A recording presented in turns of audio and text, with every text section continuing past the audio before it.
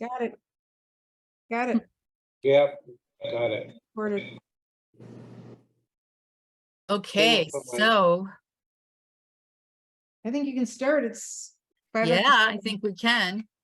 Okay, so let's see here. Do you have info? Oh, can somebody please forward Kuhn? He's the first one. Could somebody please forward Kuhn the login info? Somebody has their Hey, while we're waiting Yes. for people, I will try it. I will try it. Thanks. while we're Okay. waiting for him, I can show you guys something. I could share my screen, and it's something that if we had more time on, that Saturday, what I like to do in the beginning of workshops is to talk to the students about how to make better decisions on what to paint. Mm-hmm. I can briefly talk about that for a second. Please. Okay. So let me share my screen here. Okay. Let's see. Okay, I think at one of my, you guys all seeing this? Yep, Yes. Yes. Okay, so this is something that I think I did a critique in 2020 with the PAPC. And if some of you were involved in that, so I apologize for the repeat. But so this is a scene from Kalispell right in here. And so what I try to do is I try to explain how to think abstractly whenever you're painting, and really no matter what you're painting, whenever you're designing, think abstractly. So whenever I'm looking at this scene, whenever I came upon this scene to paint, this is what I see in my head, and this is what I'm looking for. I'm looking for a light dark pattern, and then I might change some things. I might move a dark pattern up a little bit to make more of a better design. But this is what we need to start practicing seeing whenever we're going out looking for a landscape or a cityscape. So this scene down here in Mexico, the thing that I was looking for was this.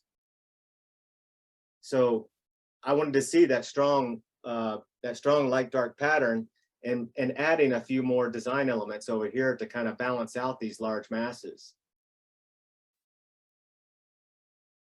Cool. So this is up in Glacier National Park. And so, all of this stuff can get really busy. So that's why we have to do a lot of squinting down and seeing it more like that to also to create more drama with the way the light is hitting. And so a scene like this is an example of something I would not paint. And so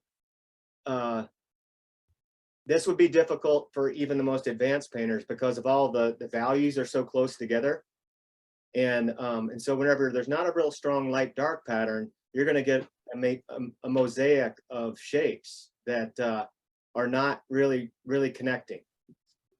And it's something that I like to avoid. I like to see this is a historical painter. I forget this guy's name, but I just love this painting. And I took it into a Notan app and it just showed the overall light dark pattern. And that's a beautiful design. Mm-hmm. So in another one with I think it's Edward Harrison, I think it's Compton. I think it's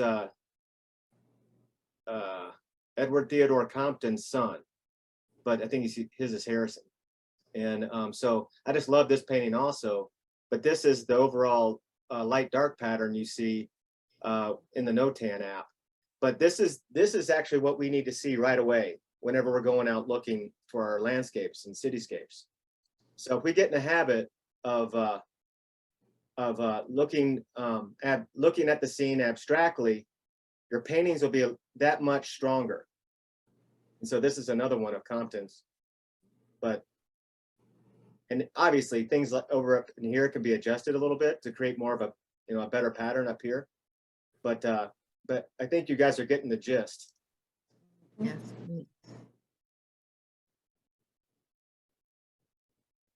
So like here's Bado.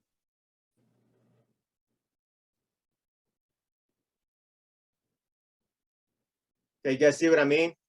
Yes, It's Yeah. it's just making better choices, and of all the landscape and cityscape workshops I've taught over the years, it always came down to that, is like making better choices in the beginning. So that's just something I just wanted to share. Thank you. you. Let me just see if Kuhn, anybody? I sent him an email, Okay, for- great. link. So, Okay, well, we'll just come back to his, Yeah, we come back to his. okay, so I am at this one. Okay. Okay. Okay, so, all right, so we're gonna skip Kuhn. Okay. Muriel, That's nice. All right, Muriel. Well, Hello, sorry. how you doing? Hi, Scott. I'm Long okay. Long time no I'm see. okay. I know, sorry that I missed everything, and thank you very much for letting me participate. Of course, of course. Well, Errol and I are gonna be piggybacking on each other on these things, and so what we'll probably do is I'll probably just focus on composition and things like that, and then Errol will focus on other things, and then we'll just kind of we'll figure something out. So just bear with us. But I'll go first, and then Errol can go. Yep. The Sounds good. overall, yeah, the overall thing, what I can see just with what I was mentioning before with the abstract shape, Muriel, Okay, and bringing more drama to the light hitting the top of this this fountain. A lot of times, I will darken the sky a little bit more than what it actually is. okay, Sometimes depending on the day, but to create more drama with the light that's up here, and bringing more, you can even bring the tree up a little higher, and or even this side up a little bit higher to create more of a pattern. And even in the foregrounds and stuff, a lot of times, people are not going to know, the viewer's not going to know that there wasn't like a shadow coming across from a cloud or whatever. You can create a shadow across the foreground from a cloud that could actually enhance the design of this and kind of swoop it in. okay, And simplifying some of the water sprinkling off like this. You see the way the water comes off. A lot of it is like the same width. I'd probably pull them together a little bit more. okay. Yeah. Hey, Errol, what do you think? Yeah, okay, I agree with Scott. Next picture. Scott, I feel like I'm out of my league here with you, but way. yeah. So, anyways, yeah, Muriel, really nice composition. I mean, I love it. I love this fountain. I love painting it. I think like just a couple things. I agree with everything that what Scott said. I think on the left side, I have a tendency that empty space there. I would either break that up with like some more trees over there. For me, I would have brought the trees straight across and punched sky holes in. And that way my eye wouldn't go, let me out of the picture, would keep me in the picture. Or at least have a couple trees coming up, even if they weren't there. And the other thing that kind of like that I would change around, I like the idea that you put the people in, but I learned this from Scott years ago that uneven numbers is the way to go. So Okay. 3s, 6s, 9s, and so I would add like another person in, and I may even add another person on the right hand side. It's kind of empty, Okay. so it's kind of like because even though they weren't there in your photograph. And I'd probably move those people in the center a little off to one side or the other, so they weren't lined up exactly in the center, Okay. just like, little things like that. But that's what I have to say, but otherwise, it's a really nice picture. Oh, the other thing is on the right side, you see how you have that sloping down mass of trees, kind of like almost mimicking that stream Okay. over there. It's kind of like I would bring, it's another thing I learned from Scott years ago, that you want to stop her there. You want to like, I'm kind of like sliding off the composition a little bit. So I would just like, it's all right having those trees lower, but right on the edge of it, I'd probably just bring them up a little bit. So that's all All I right. gotta say. Yeah, good job, Muriel. Thank Yeah, you. really nice picture. Thank you, Errol and Yeah. That, okay, wait, let me go back, sorry. Oops. Oh, hey, guys, also, real quick, now that I see that photograph, whenever if you're painting in an area where it's darker, like underneath the tree and it's a lot of shade, Mhm. and there's a light value, like the ground hitting right in front of you, and that's really close to your painting, you can put one of those sun shields behind it and where it comes up just a little bit and kind of angle your pochade box out of the way of your scene. And that way it'll block a lot of the glare that's coming into your eyes, and you can judge your values a little easier. That's using what now? One of those screens that, Yeah, you know those sun shields, those ones that kind of flip around like that and they fold up in a circle, and you put them in your car for the sun. I have a couple of those with me all the time, and those things work great. They go on the dashboard, right, Scott? Yeah. oh, okay, thanks. Scott, why you brought that up, that is my biggest problem painting plein air. And one of the biggest problems, I should say, is that sun, just like I can't, because I'm like looking into the sun and I just can't, it's hard to just adjust your, to see your values correctly. So I guess you answered the question, so. Yeah, well, having that thing behind, clamped behind your pochade box to where it's blocking off some of the light that's glaring off the ground. Mhm. A lot of times, if remember, Errol, whenever we'd paint on the beach or something, I'd bring a piece of black cloth to put on the ground, and then put my easel on top of the black cloth, and then have the thing clamped behind where the beach glare wouldn't affect my judgments. Mhm. I gotta try that for sure. Yeah. It Thank works you. pretty good. Okay, is Kuhn here? Yes, Cool's back. Yes, I'm here. Thank you, thank you. Yeah, this came out nice. I saw the way you started. I really liked how strong your color was, in the very beginning, and then toning it down like this, it has a lot of vibration to it. Thank you. Yeah, a nice composition. Yeah, I'd probably just kind of group some shapes together. You're probably gonna hear me saying that a lot. 'Cause I think I was mentioning that to a lot of you guys whenever we were out there. And even like this shape, oh, I can't do this. tell me where. Up there towards the right-hand side with a group of the shape of the leaves that are on the tree right there. Are we I talking, probably- is it, am I at the right, this Yeah, right side? down some more. And so I'd probably just group that whole section up and take it right off the painting where it keeps the eye coming down into the painting. Mhm. Because you got a nice little composition here. Thank you. Yeah, I like that. Yeah, just grouping them and just simplifying your shapes a little bit more, I think would just be helpful. Okay, I will. Thank you. Nice. Hey, Errol. So yeah, Scott, you picked up on the same thing that I picked up as soon as I looked at this painting, the right-hand side of it. It's a nice painting, by the way, Cool. Really nice job Yeah. on reflections and, really, you got a lot of information there, but it's very well done. Thank you.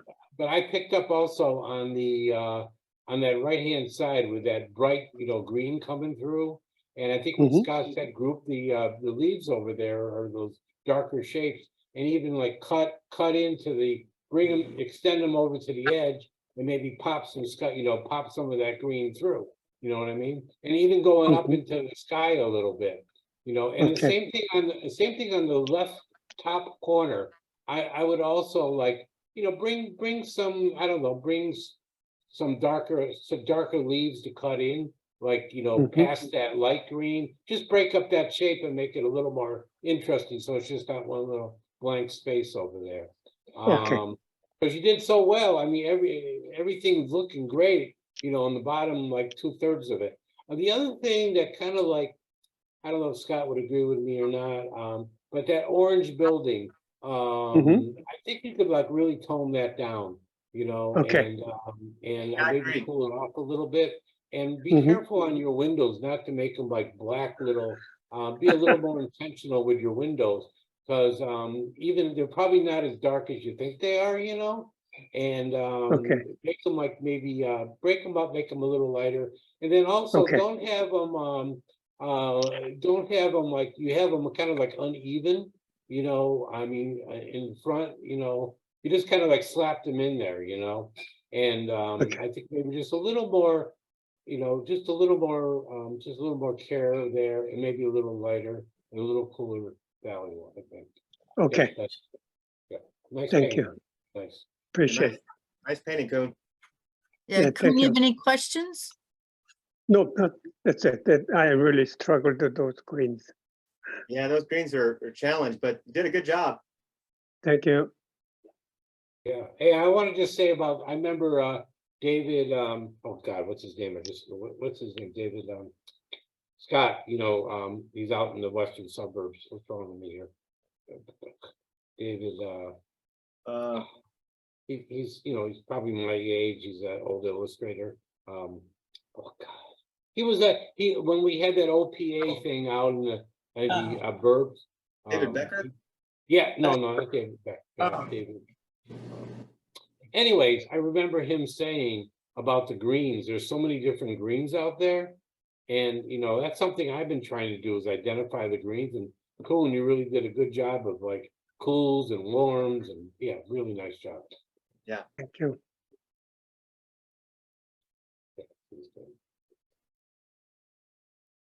Is Barbara? Nice. Hello. Hey, Barbara. Yeah, I watched you. I came by a couple times and saw. what Yeah, you were- Yeah, you did a good job on that building where you brought a lot more cooler tones into that orange that it was before. yeah, Yeah. yeah. Mm-hmm.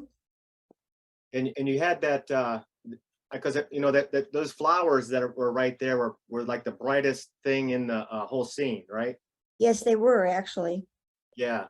And so I'd probably just tone down that light that's kind of not kind of tone it down and kind of gray it out a little bit. That light that's underneath the trees. Oh, okay. Uh-huh.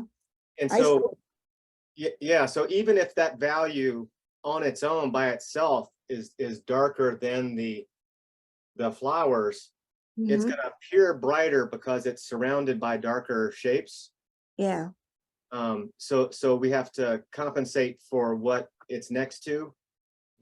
Even though we're mixing it like on our palette and seeing that it's darker, we might have to go a little bit darker still. so we're talking about under the trees, right? Yeah, the light that's under the Yeah. trees. Yeah, I looked at that. Yeah, when I took the picture, I thought, uh-oh. But also just kind of you see that shadow pattern within the trees. Yes, I would probably just kind of design just a stronger grouping of shadows that are underneath there where it's not as broken up. uh-huh. And kind of pulling and kind of putting some like what Errol was saying with the previous painting about putting some sky holes in there from the values that are behind from the buildings Okay, and making that contour of the trees a little bit more interesting, like dip in a little bit where it's because it kind of appears like a straight line of foliage at the top. uh-huh. So I'd probably just kind of design the contour just a little bit better. Okay, But I think you did a good job, thank you. Okay, so So, yeah, Barbara, I mean, I like this, you know, I mean, you do a really good job on buildings. And, yeah, so good, you know, nice pick out on doing this, the corner of this building.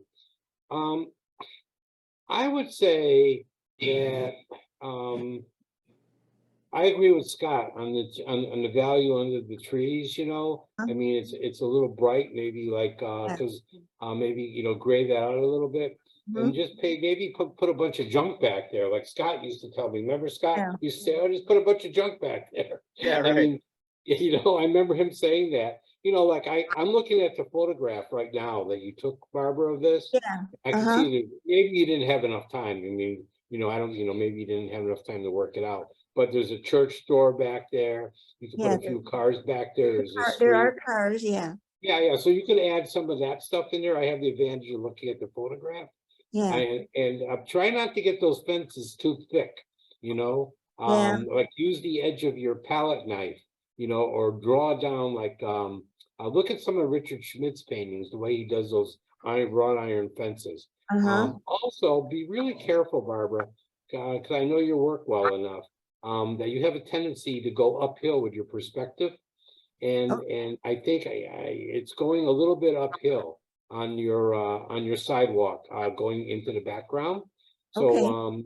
again, you know, check that perspective line. It might have to be just a little wider, the opening, or just drop it down a little bit, but okay, yeah, that's, other than that, great little painting. thanks. Yeah. Okay, Any questions, Barbara? no, so the perspective you thought, okay, because I really stopped and you always, Errol does always nail me on that. I know in the past, so, Well, you know what, check your, after the critique, pull up the Uh-huh. photograph. Yeah. And either what that angle is, you know, from, Yeah. you know, on your photograph, maybe even copy it, you know, trace it on your photograph and then hold it up to your painting, you okay, know, and see how that line works for you. yeah, okay, great. All right, Hey, also, Barbara? also, Barbara, yes, like with any of us doing city scenes, like one of the first things I do whenever I choose my composition that I want to paint, I put my eye level on. I draw it right horizontally, right across. So I'm always referencing to your eye level, uh-huh, because you were sitting down. So and it was Yeah. flat. I mean it's a whole Yeah. different wax if your scene is starting to go uphill or go downhill, but it was all Yeah. flat. So just imagine like where your eye level would be as you're sitting down if you were sitting right next to that fence. Yeah. So make that mark, and all these lines that are these perspective lines that you have in the painting will all go down to that line, to that eye level. okay, So just remember that. Hey, okay, Scott, that's a good point. I didn't think about that if she was sitting down, then it Yeah. would go a little bit uphill. But, Yeah. okay, still, I don't know, yeah, so that's a good point. Yeah. yeah. So how would I correct that though, if I knew I was sitting down and now I'm standing in the, looking at it now? Well, you can put some piece of acetate over it when it's dry, Uh-huh, tape it to it, and then put a T-square on like where you think your eye level would be if you were sitting down on that Okay. building, what you remember, and then just draw a marker line over it, and then start going over the top of it with I like to use one of these crayons that they mark on anything. It's kind of like a mark, kind of a crayon pencil. They mm-hmm, usually like they're red or something like that. And they mark Okay. on acetate really well because you can wipe it off.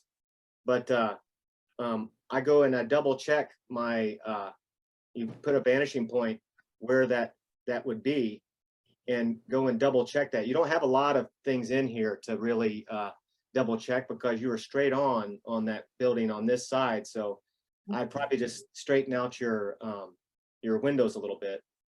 And Okay. then you have that one side that's going down to a vanishing point on the horizon.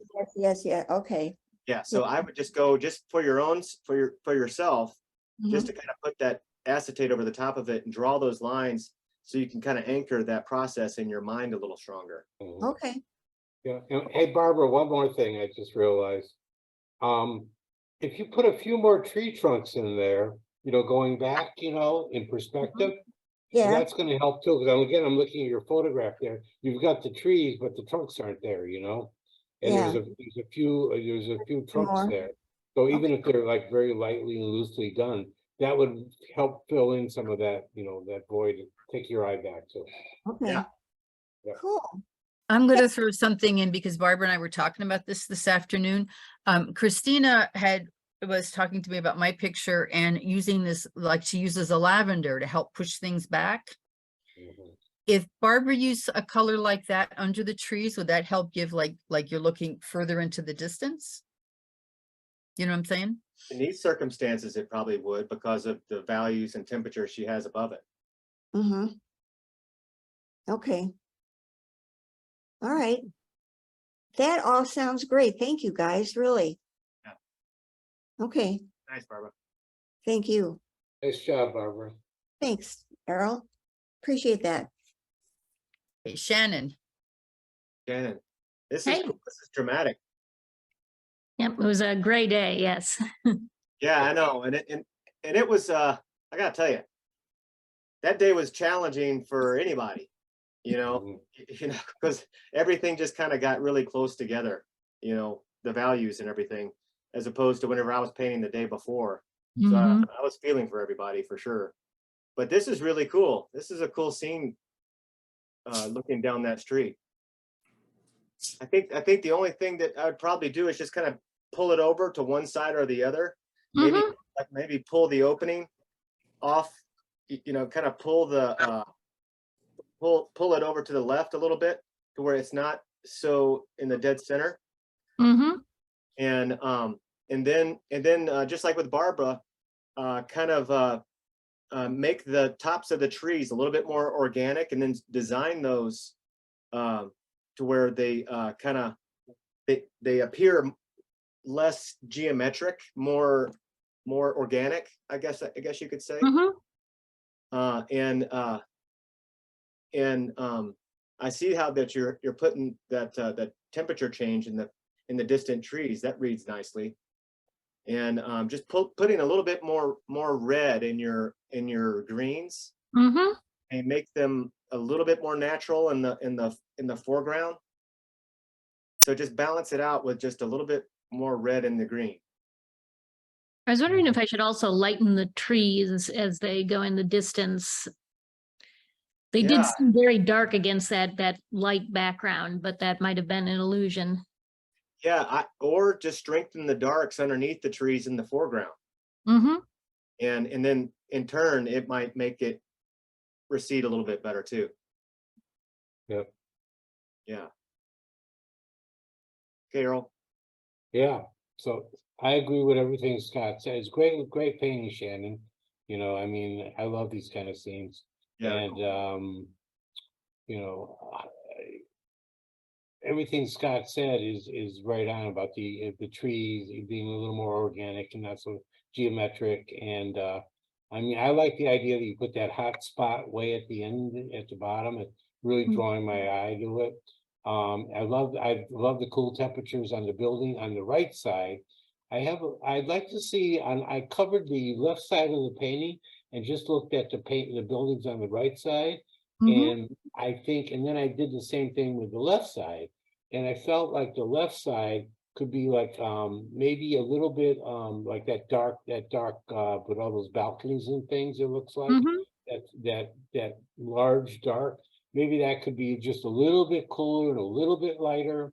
And then Mhm. maybe you've got some perspective lines going down there. I mean, even though they're very suggestive, I think they could be just a little bit more in perspective coming down, which would help lead the eye down. And but and also I like you put all the cars in. I think that's great. You simplified them. You've got everything there you need to strengthen a few of the cars. What would really do a really good thing for this painting is, and Scott, is another thing I learned from you over the years is, when you want to suggest something, a group of something, all you have to do is define the front, the front 2 or 3 cars. I mean, Mhm. bring them out a little darker, a little sharper. you know, with a little more drawing. I mean, it's all right there. I see it, you know. So just, you know, bring a little bit more color into it and a little more edge work. And then that would really send everything else back, you know. So Mhm. yeah, great job. Love Good it. job. Mhm. I like those cars. Yeah, me too. Any questions, Shannon? No, no. Okie dokie. I think we're gonna go, okay, we're gonna skip through its watercolor. There we go, Marcy. Nice, Marcy. Oh, Marcy, I think you're on mute, sorry. Yeah, nice, Marcy. Yeah, I remember when you were starting this, you have like an interesting color palette. I do. I don't always do literal colors. Yeah, I like it. I mean, because you can pretty much paint anything, any color, as long as you get your values right.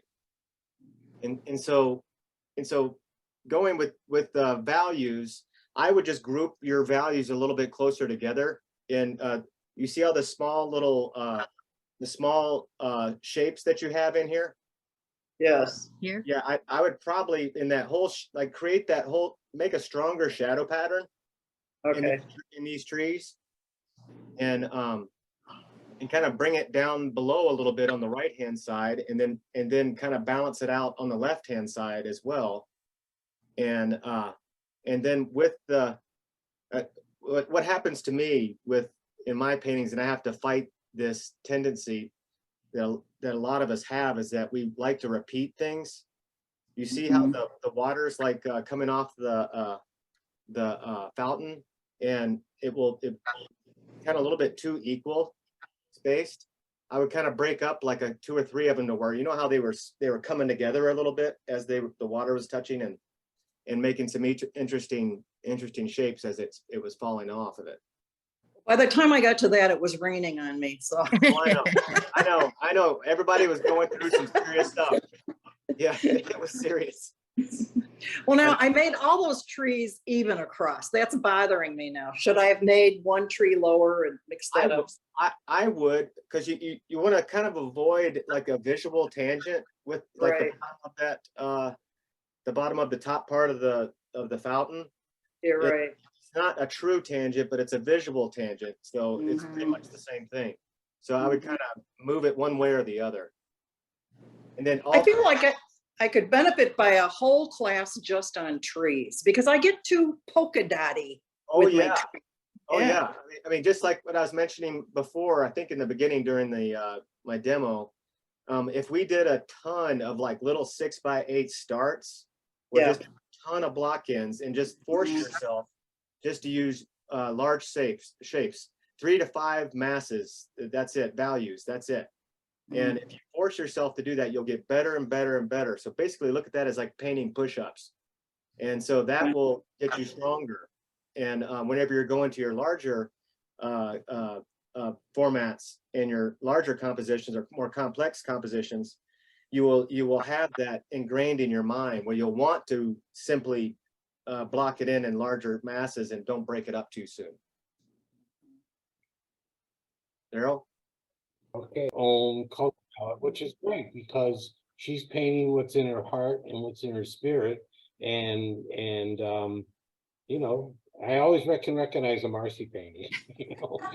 And but I agree with Scott about the even spacing of the water. I kind of see the even spacing of the trees in the back. And it's sort of the same thing. They're kind of like, you know, almost perfectly spaced. So you know, I think maybe and almost like straight across, sort of in the background too. I would kind of like design a more interesting shape back there. Drop some of the leaves lower, some of them, you know, not higher, but you know, just break up that background space a little bit. And I think maybe if I'm squinting down at the painting, at first I thought you needed to make the trunks darker in the back, but I think you just need to strengthen your darks, or maybe it's a temperature thing on the fountain, possibly, to bring the fountain a little bit more forward. I think maybe in the shadows possibly, because it was a cool day, so maybe the shadows need to be warmed up a little bit, just a bit. But yeah, other than that, I love it. Great. Okay. Yeah, what my instructor, one of my instructors at the American Academy, Robert Krajewski, he would always say to us, he was like, variety is the spice of life and spice of the artist. Yeah. You guys remember Yeah, that? What he would say? I forgot about that. That's the greatest. I used to have that on my wall. Yeah. All of his little phrases are like humming in my head ever since I left school. So Should I have made larger shapes in those flowers around that? absolutely. Okay. Absolutely. Just grouping them a little bit, just bringing these values together a little bit would help. Yeah. All right. Good job. Well, thank you.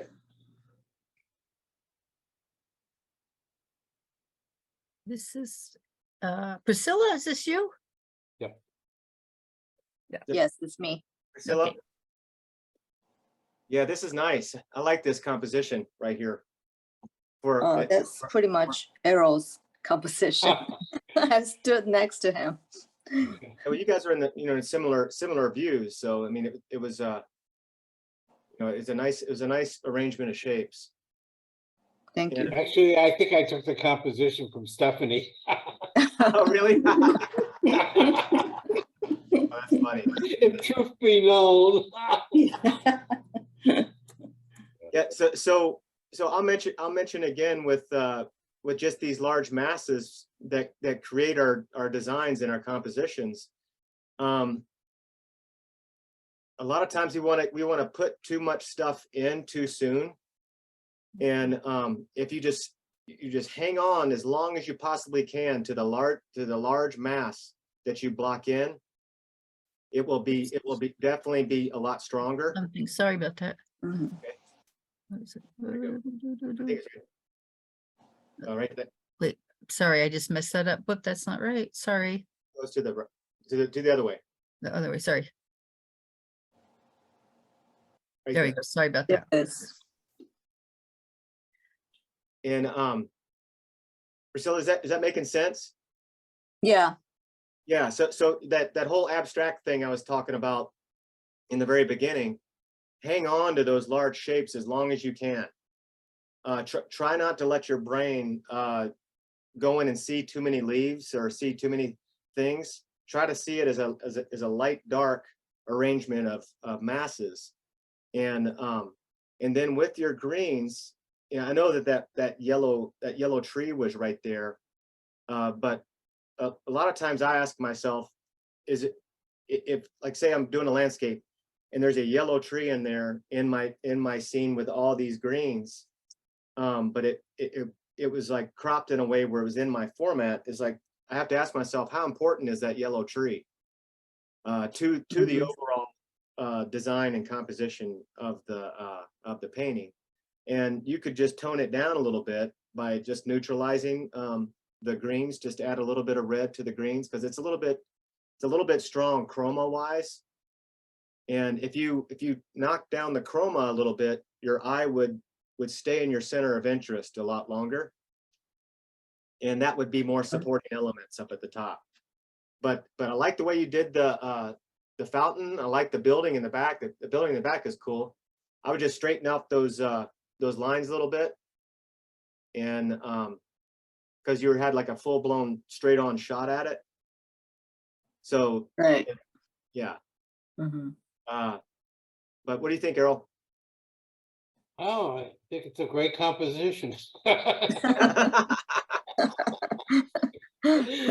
Oh my God. Okay, I'm getting slap happy. It's been a long day. It's a nice job, Priscilla. You really, there was a lot to paint Thank- there to get the building right and get the proportions right. I mean, I'm a big believer in proportions being right, people in relationships to cars, for instance. The people, okay, the fountain in relationship to the trees in relationship to the building, everything has to relate, and so it all comes down to drawing, and you did a good job on the drawing. I like the way you put the tree on the right. I would never think to do that. And it just gives you another sense of, bringing like another plane in, you know, brings it brings a little more depth to the painting. You know, with Scott talking about red, I once had a teacher Mhm. who said, I don't know if Scott, if you agree with this or not, but he said he always adds a little drop of red to all his greens, almost. Oh, You know, yeah. of some sort, you know, and I guess you could really take that to another level and talk about the complement of any color to a degree, you know. I guess also depending what kind of painter you are too. You know, if you're more of a tonalist or colorist or whatever, you know. But I don't know. For me, I like adding a little bit of green, you know. Good job on the fountain. Yeah. So you. yeah, you should be proud of this one. Nice job. Thanks. Yeah, I think you're right, Errol. It's just, you know, I'm always working with compliments a lot. Mhm. And, Yeah. you know, you can budget, you can mess with it a little bit, but, you know, Yeah. overall, working with your compliments is a good, Yeah. And Scott, you know, I didn't see your demo. I was busy with mine, but I didn't even see it in person. But I saw the picture and some of the paintings that were photos that were posted. And you, man, you can get that atmosphere in there. And it's just that beautiful silvery light you were able to capture. And you know, it's not, you know, just about the objects you were painting. It's just about the feeling of the day. And yeah. you And, know, I've said it about your work before, but you know, I'll say it again. I mean, that's like just I love that about your work. And I think we thanks. could all learn from that, you know. Well, And I think it's about, you know, just yeah, that's what well, you guys heard me talking about it whenever I was starting out the demo. I made a conscious choice to push the values back to make the overall pattern of shadow in the foreground stronger. So yeah, I do that a lot in my paintings where I push and pull values to create more of an interesting painting. And I understand that that's not an easy thing to do, but it's definitely doable. But I- just trying to hang on to the design. yeah. And I got one more thing to say about this painting. The trees, there's like a grouping of trees right behind the fountain, the lower trees. And you got kind of like a pom-pom thing going on with the rounded tops, you know? I I mean, thought you so see how too. beautiful, you had those broken edges on the tree on the upper left. You kind of, you know, you brought some just like, you know, take your brush and just like, you know, wisp it up or whatever you got to do to break it up. But like you have them almost too even, you know? And I would like be conscious of that. Because like Scott, they almost look a little too geometric, you know. Right. You know, observe them in nature, you know, and Mhm. you know what I'm talking about. Okay, Yeah. I wanted to say that. Scott, when you.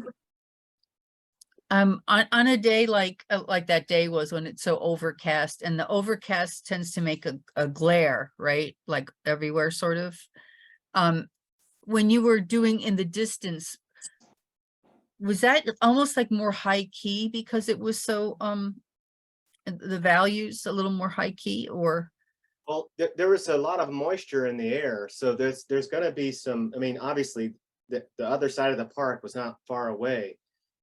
But I wanted to push that atmosphere a little bit more to help with the design.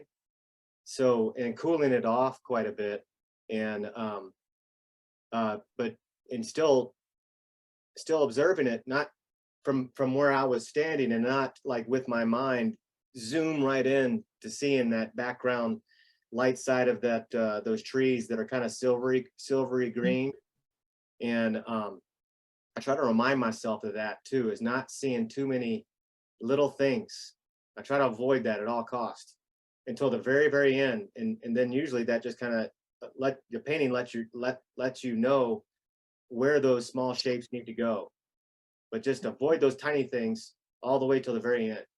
Okay. And then, okay, so then, and on a overcast day, the colors are so, because of all the moisture, more subdued, not, but. Oh yeah, well, as you guys noticed out there, it brings a lot of our values closer together, don't you think? Mhm. You know, granted, they had the lightness of the ground, that silvery kind of color of the concrete, but it brings a lot of the values closer together than it would be on a sunny day. Okay. I don't know if I answered that question at all. You did. I think my term high key was not that's not what that means. Like high key is like a lot of chroma, right? Well, no, high key is a higher, it's like a more compressed value range that's higher on the value scale. And that's what I did in that scene that I was painting. I compressed all the values into a higher key value range, to where you're looking at that value separation in the distance. And then I can, in my mind, I can take a similar value separation, but at a higher key on the value scale. I know it's a more complex way of painting, because you kind of have to, you're making stuff up by basing it on the relationship you're seeing from life, but you're taking it in your mind and you're amping it up to a different, you're increasing up to a higher value range. Hey, Scott, if I can add just to that, I understand what you're saying. And another way of looking at it also is that, just like if you want a full value range, your darkest dark is black and your lightest light is white, and then your middle would be your middle value. And with a high key, your darkest dark might be the middle value, right? Possibly. Right. Yeah. Right. And your lightest light would still be white, but your middle value would be between the middle value and the white. Yeah, but there's a lot of times in these scenes, like on overcast days, your lightest light may be like a number 3 on the value range. White being Right. 1, it might be a number 3. It's not going to always be, and that's just how you're going to key your Oh, paint. right. Yeah. Right. So there's some certain times that the lightest light may be a 4 even, and so that's kind of like how I was talking about with that pasture analogy. Yeah. That's how that shape changes, because your extreme's not always going to be 1. It might be a 4. Your darkest dark may not be a black. It might be a number 8 in a scale 1 to 10. Cool. Yeah. Scott, if you get a chance, maybe you could photograph the finished painting and post it on the Facebook page for us on our. Yeah. Don't hold your breath. Don't hold your breath. I don't think I'm going to be doing that. Okay, sorry then. Whoops, I did this again. Was not your favorite painting that day? No. I would have spent more time, thinking about, processing my composition and stuff. It was pretty fast and furious. So It was, yes. I'd put a little bit more thought into it. Okay, this is. Whose is this? Elizabeth. Oh, yes. Liz, are you here? She here? I can't see her in that list up there. Nope, I don't see her. I like that paint. I like the painting though. I think. Yeah, me too. It's Can you critique it? Because we're recording, so she Yeah, can. of course. Thank you. Yeah.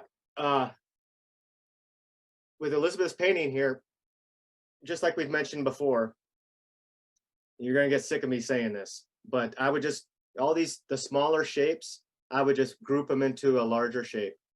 And I like the way the large shape tree is back there, but it's a little bit more, it's a little bit too round. I would probably make the contour a little bit more organic, and bring some of that background green into that shape to make it a little bit more of an interesting shape. And then that group of that mass at the bottom, I would probably pull that together a little bit more to make just a larger shape in the foreground right there. Yeah. And you see that that kind of dark color, that kind of the choppy one that goes off to the left. Yeah. So if that value, if she was using the color over on the right hand side, it may not appear as dark as it does on the left hand side, because it's on the left hand side, it's surrounded by a lot lighter values. So you have to adjust that value so it doesn't look like it's stuck on the top there. And This one. No. and yeah, and then just with the striations of the water, I would just kind of make those a little bit more. I would just design those a little bit more, but make it true to how the water is falling, of course. But to where it just doesn't look as stripy. Mhm. What do you think, Errol? But I want to ask you a question, Scott. Yeah. What do you think about, I agree with you, the shape of the dark mass in the back is a little bit kind of like, just too uniform, you know? Right. Do you have any feelings about if she were to like bring more of that dark mass straight across, like, or maybe have another bush or something to the Yeah. left? You know what I mean? Breaking up that space. I think that would totally work. Yeah. That's a good Yeah, because idea. I think it would, our focus, again, this is another thing that I learned from you years ago. It's just kind of like, it's weighted too much on the right, and it's giving me this escape out of the painting, it's Right. not keeping me in the painting. It's Yeah. it's close to being a tangent, but not quite, yeah, okay, so that's what I thought could be done, I totally agree with that. yeah. That's And a I good, would even break that's a up good the idea, sky Errol. up the left-hand corner, and she could build up her darks a lot more on the shadow side of the tree, Over here? anyway, yeah, Yeah, and also we're looking this on Zoom, and it might be overly, might have a little bit too much glare in those darks that are up there. that's right.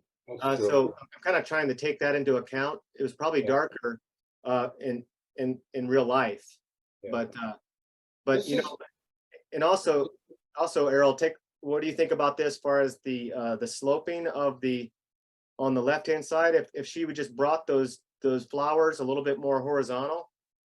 Yeah, and also sloping on the right side kind Yeah. of bothers me a little bit. I Here? mean, it looks like a hill. Well, if it was a hill, then it would continue on past the back of the fountain, you know what I mean? A little bit, Yeah, just but, straighten up those, give a horizontal line in there somewhere. yeah, I agree. I agree 100%, yeah. And that would balance out because I know that thing was a huge ellipse. Yeah. But you want to balance that shape out. Okey doke. Good job, Elizabeth. That's Tom's. Okay, go. Oh, okay, that's mine. This is cool. Yeah. I like this. You did some good drawing in that fountain. Thanks. Yeah, and you're like 2 shakes away from really making this really solid. So because you put a lot of emphasis on that fountain. The fountain looks great. But what I would do, I think you just have the trees, that grouping of leaves at the top left and the right, a Mhm. little oversaturated. Okay. And if you design, that mass, that gray violet mass that you have around the fountain, if you just brought that up there and just kind of designed it around, all the way to the right side and to the left. So And like then- bring it around here and around The here. right side I think looks good. I would just redesign it a little bit and pull that all the way across on there and design that shape in a way Okay. a little better, and then pull that lighter value of green that you have there. That's I was mentioning being too saturated. Mhm. Group those into a shape and neutralize it a little bit, and this would be great. Mhm. I really like that. I really like the fountain a lot. Thank you. And it has the fountain has a variety and it has a lot of movement. Yeah. Yeah, Lori, really nice painting. I love it. Love the palette. Love the those pinky colors in the background. I particularly like the flowers in the front, how loosely you suggested them, without actually drawing whatever they were. I'm not an expert on flowers. Fountain's great. Yeah, I mean, I don't have too much to say about it. It's a nice little painting. Thanks. Christina gave me brought over started to put the lavender around, oh, you can't see what I'm doing, but put it around here and said how it will help push it, give you distance, right? Yeah. And then I just kept going with it. So like you think I should just use that more as a design element, bring that lavender around more, right? Yeah, start with the dark first. Start with that darker shadow color, design the shadow shape first, and then you can be soft with your more lavender color into it. Okay, this color, you mean this? I would. Okay, You're like right on the edge of tightening up your composition. okay, because this is what I'm having problems with, is that I'm doing just what you said not to do, is I'm getting too detaily with all these choppy leaves. Right. You And- got plenty of detail right in the fountain and the flowers right below it. Okay, so simplify all this stuff. Mhm. Design this dark more Yeah, all the way across. all the way across, and then bring some of this across as well. Yeah, that'd be great. Okay, that sounds good. Thank you. And I'll try to keep myself from doing this with these crazy, it's so tempting, it's so sadly tempting. Well, just also keep in mind too, it is very rare in nature for a green, unless that light is coming right through, like sunlight is coming right through. Have you seen that when it's refracting through Mhm. the leaves, when it gets really strong chroma? Mhm. It's pretty rare that's ever going to be this strong of chroma. That's, yeah, true. Very true. But it can still be colorful. Don't get me wrong, but And maybe I should add some red into that green too, huh? I would, yeah, I'd balance that stuff out. Okey doke. Okay, thank you so much. Yeah, nice one. Thank you.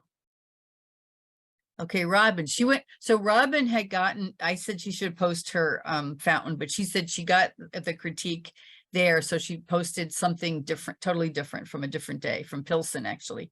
That's pretty cool. That's really cool. Yeah. I thought I'd not do a fountain. Yeah, right. Yeah, I remember your fountain painting. I liked your fountain painting that you did. Thank you. Yeah, So I don't know, it's very different and I really don't know how to proceed. yeah, I would just mention again, I mean, because you're looking through a window here, right? Yeah, And so this is going to be some complicated stuff with values, with the reflections that are in the window, and also what's going on behind the window. So this is an excellent lesson in simplification, and because you almost have to think entirely abstractly for a long period of time with paintings like this, whenever you're painting reflections, because whenever it kind of goes over like a dark object that's in there, it'll lighten up in that section. And so figuring out what's in your reflection always helped me, and what to eliminate and what to include where it still makes sense to the viewer. And but just going back and grouping those things into a stronger mass may help. And it's kind of hard to tell on the left hand side that if the photograph just wasn't getting enough light on that section, because it feels like it might be a little dark over in that area. it was a very dark window, very dark store in the background. It sort of wasn't even lit up yet. Mhm. But I don't know. I wasn't sure what to do. I did go abstract because I thought I have a lot of bright color in those dots of bright color. So I didn't want to put that bright light color all over. Yeah. Mhm. And do you guys know of an artist by the name of Zoe Frank? No, I would look her up. Yeah, Okay. she's great.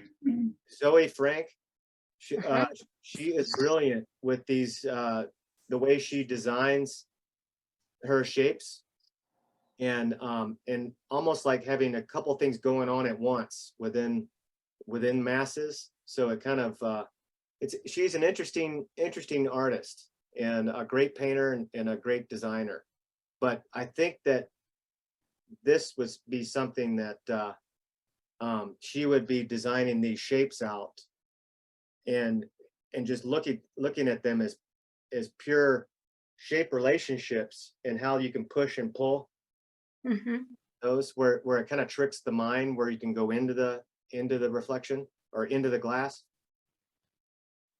I'll But- have to look her up because, yeah, I found it very difficult, just to Oh, yeah. just to make it look like it was still the cat or whatever it was, a plate. Oh, yeah. Well, here's another thing you can do to make it a little bit not, doing it a la prima is, oh my God. That is really, really difficult with these reflections. It can be done, of course, but in a more looser way. But if you were to paint what was inside that window and then let it dry, come back to that scene again, and then just concentrate on the reflections and just design it over the top of the dry painting, and then change those values, like on the cat where the reflection comes into the cat a little bit, and use the color that's behind, that's the cat, as well as integrating whatever influence the color from the reflection is going to be as well. It's kind of like painting like a pond, like the reflections in a pond. Oh, So yeah. Errol, what do you think? Wow. It's a tough one. I mean, I love the painting just as it is, without trying to figure out what it is, if it's a reflection of what. I just love the abstract quality of it. And the more I look at it, the more I like it, and the more I see. And I mean, that yellow vase in the front and that piece of red over there. And I don't even know what it is, but I don't really care, I just like the whole feeling of it. And so a beautiful job. The only thing I can say is, I guess if I didn't know this was a reflection of a window, Mhm. well, you do have the antique sign there. Maybe I'm looking at the photograph that you put, that you had. And Yeah. there are like the mullions of the window, right? The strips of white that hold, see? Yeah. I'm not sure by putting those in if it's gonna ruin what you have, but that would certainly suggest that it's a window. And by seeing just a little suggestion of that, you don't even have to use that. Maybe you can make up something like that a little bit lighter, in a few areas with some lost edges or whatever. Uh-huh. I don't know. What do you think, Scott? I don't know. Just a Well, thought. I like the painting better than I do the photograph. Yeah, You arrange Yeah, the me too. shapes a lot nicer, I think. yeah. So it's a lot I more probably would, yeah. Leave it. Forget what I said. Well, well, Well, It's beautiful, Robin. that is a very, very difficult subject, Yeah, and you did a good job of handling it. yeah. Oh, yeah, thank you. So the mullions, I do have some crisscross marks there that are supposed to be the mullions, Yeah, but you think I Yeah. could accent them a little more? maybe, yeah, maybe not. I think Scott's right. I'd leave it. I'd just leave it. I wouldn't touch it. Yeah. I mean, with this thing, it's going to continue to get more and more complicated, and and so if you want to balance out the complicated shapes to where you have more simplified shapes, and you have the smaller shapes that are in the area where you want the viewer to go in your painting. Yeah. Okay, I mean, this could be a beautiful large painting, like a 24 by 36 or something like that. Oh yeah. It would be just beautiful, with all those colors, Yeah. oh, Nice job, Robin. Love it. Good job, thank Robin. you. Think about that. Thanks a lot. Mhm.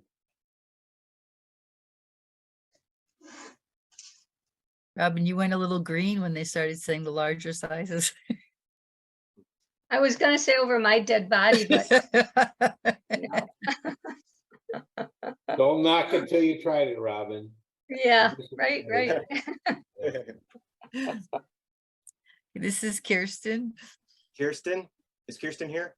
She was. Kirsten, you here?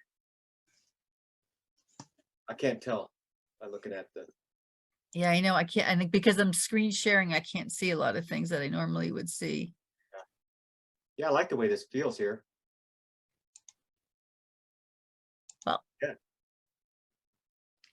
Nope, she's not here. She was earlier, I thought. Okay, so Yeah, the way we were talking about with large shapes, she definitely did her large shapes here. I would just design these a little bit better. That's all. You know, this whole shape, I'm using my mouse and you guys can't see anything. Sorry. But that overall pattern behind there, This, she could pull that behind the fountain a little bit. this So here, where, yeah, where it goes behind and it makes the water that was shooting out the top of it look a lot brighter.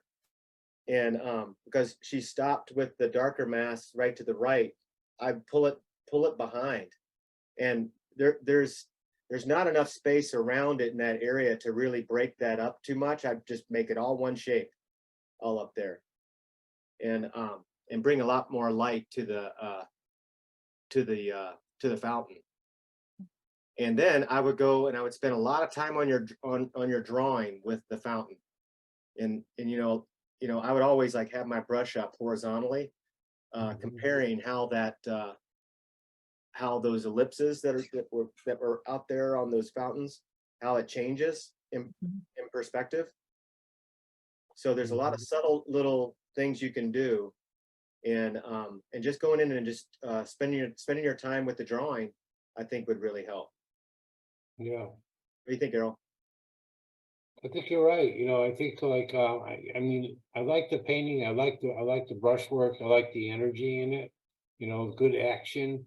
And I think if she spent a little more time on the drawing, as you said, on the fountain and the water, and you know, break up that big light shape. You know, not just have it like a ice cream cone, so to speak. You know, to have some edges, and then bring some of the water coming over the edge of the fountain too, you know, over the front of it to break up the shape of it. I mean, I just think she maybe ran out of time, you know. Oh yeah, And and the storm didn't help. the storm didn't help, yeah. And that's for sure. But yeah, I mean, I like her harmony there, you know. I think except that that orange in the front, you know, between the two posts and the ground. I mean, that's a little strong. If I cover that up, I mean, if you can have a little bit of that, but break it up, break that one big shape up. So that one big shape is almost competing with the fountain here? shape. The No, orange, the right above, orange. Oh, There, here. right there. Right there. Stop, Lord. Right That's there. Yeah, right there. Yeah. See how big that orange shape is? And it's actually the strongest color in the painting. You know, so sometimes the strongest color is going to attract our eye, you know, much like if we put a person in the painting. But yeah. So, but otherwise, I think it's a nice little painting. Yeah, I would recommend you do a lot of these little studies like this.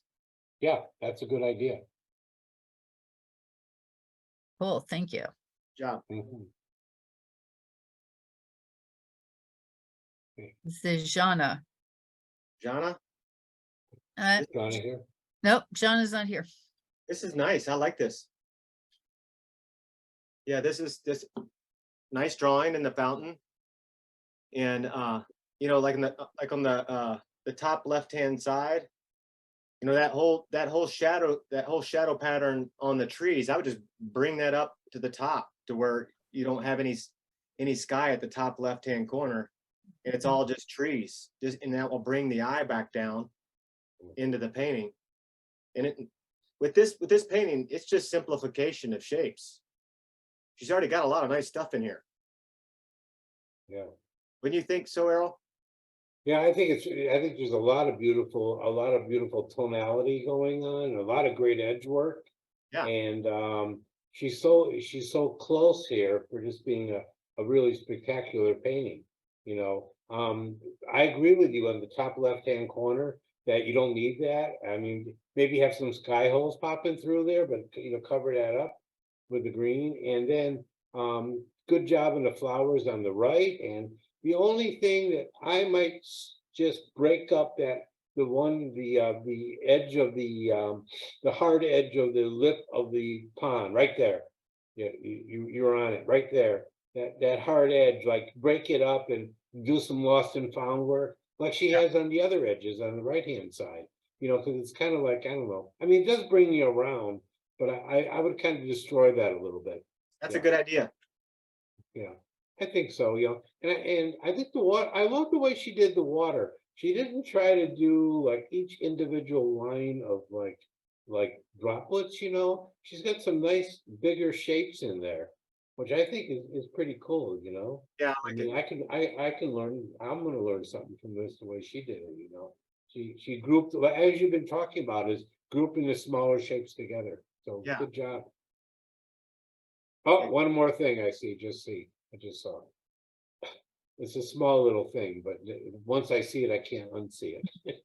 You know how that goes? yeah. Right at the top of the water fountain, she's got that dark coming right out of it. It looks like a Yeah, right. tornado. Yeah, I mean, she's got to get rid of that. Yeah, that's a tangent. That's a tangent, yeah. Yeah, I don't know what, yeah, exactly. So that's an easy fix, right? That's easy fix. Yeah, Good job. beautiful, beautiful.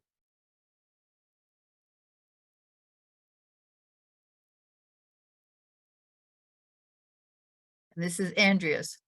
I know Andrea's here. Andrew, Andrea, Hi, where are you at? Okay, there you are. I'm here. I didn't finish the bottom at all, so. Oh, no worries. No worries. Yeah, I remember this painting now. Yeah, this is just, I would just group these things together, like I mentioned before. You see all these little small shapes that are behind that post? All the Right. little light darks of the tree. I would just, even if those trees back there had light hitting them, I would pull them all together, whether it's going to be that lighter value because that post is so dark. I would bring it I'd bring it right behind to where that dark that's right next to the post. Here? Up higher a little bit, Oh, higher up here. right there. Okay, because you got a little bit of a pickle here. You know, you have a dark post and then you have the light top. So you have to be careful with your values. So, because if you were to put just all dark behind there, the post would kind of disappear, right? Correct. So either a middle tone or a little bit lighter, right behind there. Design the light side of the groupings of leaves in the tree, and then let that kind of fade right into the dark that's closest up to the top part of the post, but kind of do it in a way where it's not really detectable. Uh-huh. And then on the left-hand side, you can slowly go right back into a larger mass of dark in the shadow side. It's just a lot of things. There's too many small shapes in here. Okay. And then remember, like whenever you're painting the trunks of the trees, and if there's a light value behind it, you just don't want to. You have to ratchet back your darks a little bit so it doesn't appear too dark. And then in the beginning stages of your painting, were you putting a lot of paint on really early or no? Were you keeping it relatively? Probably more paint than other people use, yeah. Yeah, but keep the balance of the like the viscosity of the paint. I would keep it to where you can move it around in a more of a larger poster-like shape, and it's not going to get too thick too quick on you. Because whenever it's getting too thick in the beginning stages, you can, when you start layering your colors over the top, you have a really strong chance of things getting muddied up. So just kind of keep it thinner in the beginning stages. Okay. Yeah, and just toning down your greens a little bit, where they're just a little bit too chromatic on that top left-hand side. And what do you think, Errol? yeah, well, I agree. Again, I agree with what you're saying. And when I look at this painting, I mean, I like the brushwork on it, you know, and I think as you continue on with your painting and over the years, that fearlessness that you're exhibiting with your brush and your paint is going to pay off dividends for you. You know, some people are afraid to put paint down, and I don't think you're afraid to put paint down. It looks that way anyways. So I think that's an admirable thing, but it's also being able to control it too. and control your values and your shapes and your groupings, as Scott was saying. I would just be aware that like you have, I keep looking at that where Scott was talking about those dark tree branches to the left side of the post against that white block, that light block. That's kind of like, I think if you tone that block down, even to like, is that, I'm not sure what I'm looking at. That's not the fountain, is it? Back there? No, there's no fountain. The fountain is in front of the post, right? Or not? There's Or is no the fountain- fountain. No fountain at all. No fountain. It's just a Okay, that's building. fine. That's fine. I just want to make sure I know what I'm looking at. So whatever that shape is back there, whatever it represents, and maybe it Build. was light, Yeah. is just tone it down, even if you see it that light, and that'll bring the painting, help bring the painting together.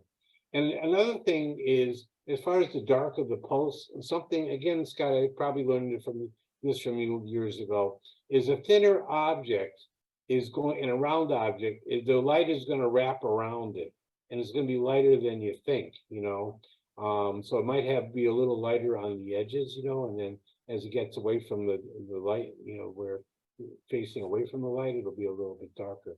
So I love the way you did the lamp part, the light part, that was done very delicately. And then you got a little bit heavy with your paint and the thickness. So kind of like, that's a drawing problem where you want your drawing to be, if you thin out that post a little bit, you know what I mean? And maybe thin out those baskets just a little bit and tone them down, that'll be good. And one other thing, someone else was talking about, I noticed someone was drawing just the trunk of the tree. I don't think she submitted her painting here, but she was making her tree very brown.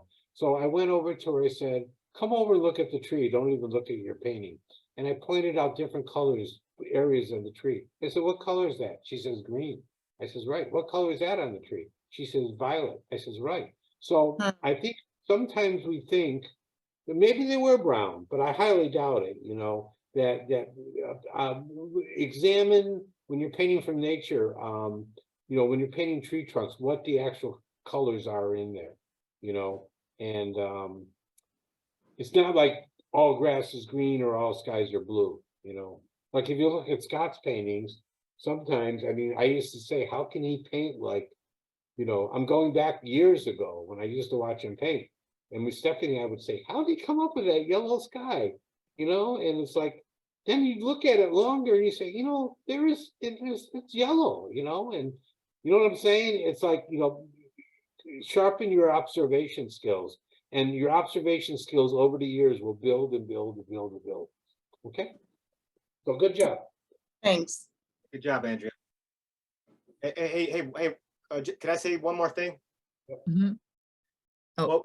What I would recommend is doing a lot of small value studies outside, where you're only worried about the values between black and white, and then really start to get into seeing the abstraction in black and white, where you're not worried about color. And then once you start doing do like 10 of those little 6x8 black and whites outside, and then whenever you go to color, I would limit your palette. If you wanted to do like a ultramarine blue and a alizarin crimson and a yellow ochre and white, Yeah. and something that can limit you a little bit, so you could think larger and more simplified. So Good Got it. suggestion. Cool. That's it. well, good job, guys.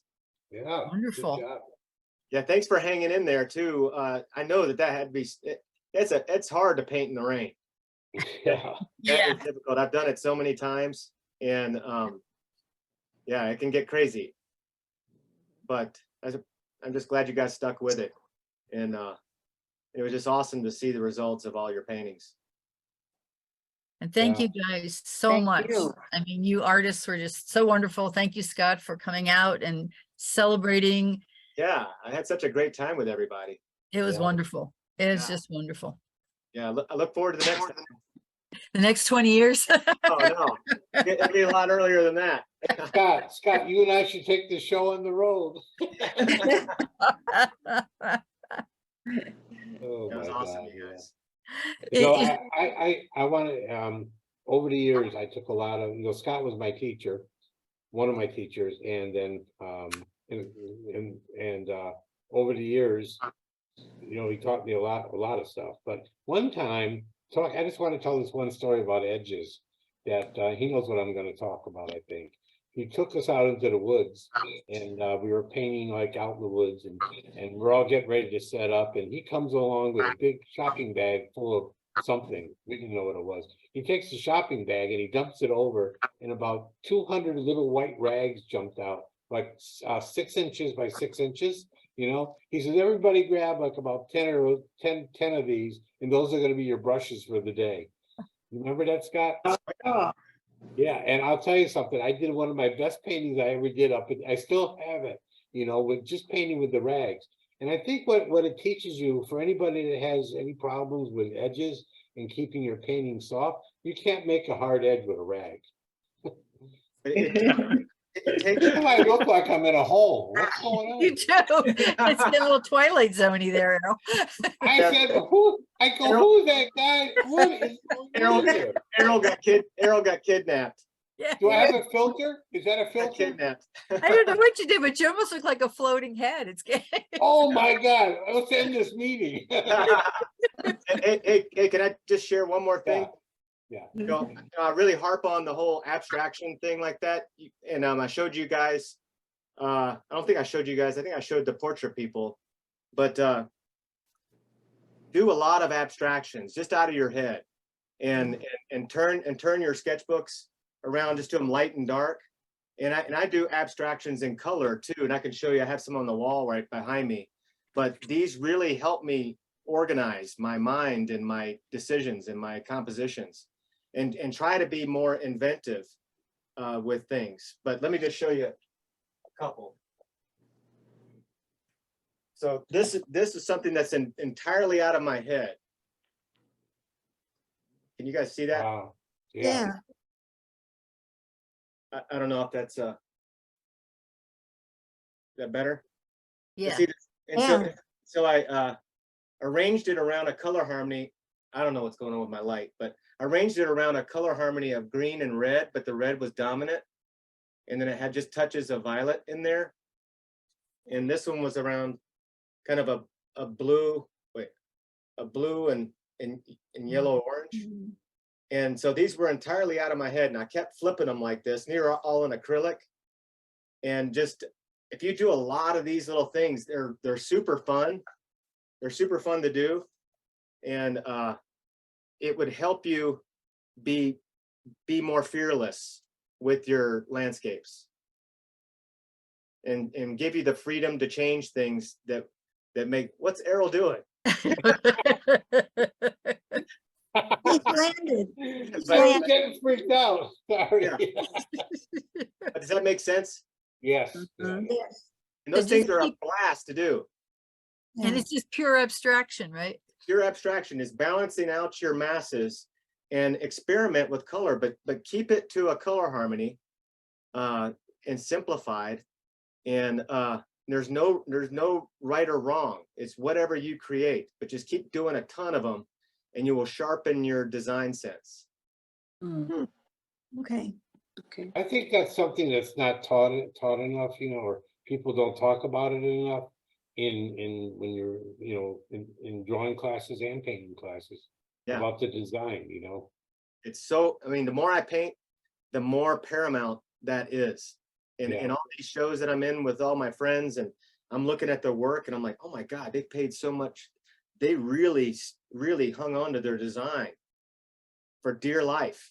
And I'm like, oh my God, my design got broken up too much or something like that. So then I'll go back to my easel and I'll be stronger with it, because that's what's going to pull someone across a gallery or a show to see your work. Has That's nothing to do with the detail. That's right. It's that Mm. light and dark pattern that they want to go see first. So Cool. that's it. And there's a couple of our artists are in an opening Friday night on Cityscapes at Jackson Young, Errol Jacobson, Barbara Herring. Who else is in the show? Cool. Oh, there a you know, what's her Coon, name? Coon is in the show. Who? Richard is too. Yeah. Rick Lorenz Coon's in in it. And there's another one of our artists that. I thought I counted 5. I can't think who the other one is. Kirsten, Shannon, you're not in it, are you? she's from I think she's Russian. Is there a Jana? web- No, not Anna? John, Anna? somebody else. Is there a website? Anna. I bet it's Anna. Is there a Anna, What's her, how do you say her last name? Cherkeshina. Yeah, that's who it is. I think that's who it is, yeah. She has a really nice painting there. Coon, I saw your painting, beautiful. And Barbara, I didn't see your painting, maybe it sold. They told me they sold 30% of the show already, so. Yeah. Whoa. Is there a website? It's Jackson Young Gallery, But Young, Jun. Junge. Yeah. Yeah, it's in Wicker Park. I'll look It's a it up. nice gallery, you know, they have a lot of artist calls. And they don't charge you for entering the show. So if anybody wants to like try to enter a show, you know, other than just sending in a JPEG, you know, it's no big loss, you know. Yeah. They're nice people too. What time is the opening? Oh, I think it's 6, right? 6:30 or 7. so- Yeah. something like Yeah. that. 7. It's on Wicker Park. It's on Milwaukee Avenue. Yeah. Yeah, I live over there, so perfect. Mhm. Yeah, Yeah. good luck with the show, you guys. I'll check it out online. Thanks. Yeah. Thank you. So thank you again so much, Scott and Errol and you, everybody guys. and Yeah, everybody that Scott, was thanks at the- again for starting the group, you know. yes. And Yeah. Lori, thanks again Thank for you the so iHeart. much. That was great. Good job. Yeah, All you You're guys, welcome. Barbara, all been great. Robin, all you guys. And Yeah. this Saturday, we're trying a new spot. We haven't painted on 12th Street in Little Italy, and that's where we're painting this Saturday. Oh, So we used to paint there, remember, Scott? Little Yeah. Italy? Yeah. Mhm. Mhm. I remember that. cool. You guys will like it down there. Yeah. So thank you. I everybody. live 2 blocks away from there, so all of you are welcome to stop by, have a glass of water and bathroom. Nice. That's even better for you guys. Priscilla, you are a brave woman inviting a bunch of artists with dirty hands. to your- Really, I know, really. Put some extra toilet paper. Well, come to my home studio.